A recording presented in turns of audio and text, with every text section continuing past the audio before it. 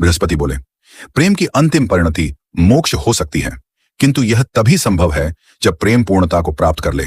यदि यह अपूर्ण है तो यह स्वयं पुनर्जन्म की मांग करता है। जब कोई आत्मा किसी से असीम प्रेम करती है किंतु वह प्रेम किसी संकल्प में अधूरा रह जाता है, तब वह प्रेम पुनः जन्म लेने के लिए बाध्य हो जाता है। देवगण इस तर्क को सुनकर सहम गए। क्या प्रेम भी जन्म और मृत्यु की चक्रव्यूह में बंधा हुआ था? गुरुवर समझाते हुए कहते हैं, नहीं कश्चित क्षणमपि जातु तिष्ठत्य कर्मकृत, अर्थात कोई भी प्राणी क्षण भर भी बिना कर्म किए नहीं रह सकता। जो प्रेम अधूरा है वह भी एक कर्म है और उसे अपनी पूर्णता तक जाना होगा। परंतु गुरुवर, यदि ये दोनों इतने जन्मों से प्रेम कर रहे हैं तो क्या यह प्रेम अपने आप में पूर्ण नहीं माना जाएगा? बृहस्पति ने गीता का संदर्भ दिया।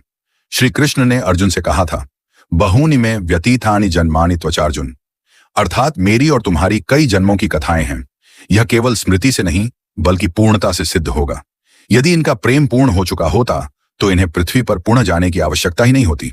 बृहस्पति ने कहा, हे देवराज, यदि इनका प्रेम इस जन्म में भी अधूरा रह गया तो यह पुनः जन्म लेने के लिए बाध्य होगा। प्रेम एक यात्रा है और जब तक यह अपने अंतिम पडढव तक नहीं पहुंचता तब तक इसकी गति जारी रहती है। अतः न्याय यह कहता है कि इन्हें पुनः पृथ्वी पर भेजा जाए ताकि वे अपने प्रेम को पूर्ण कर सकें। इंद्रदेव गंभीर हो गए। उन्होंने सभा में उपस्थित सभी देवताओं की ओर देखा, फिर वज्र उठाकर घोषणा की, देवगण, स्वर्ग के नियम अटल हैं।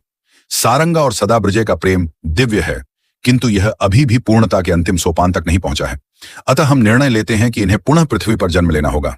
वहां वे अपने प्रेम को संपूर्णता में जींगे और जब यह प्रेम समस्त मोह से मुक्त होकर केवल आत्मा की शुद्धता में परिणत होगा तभी इन्हें स्वर्ग में स्थान मिलेगा।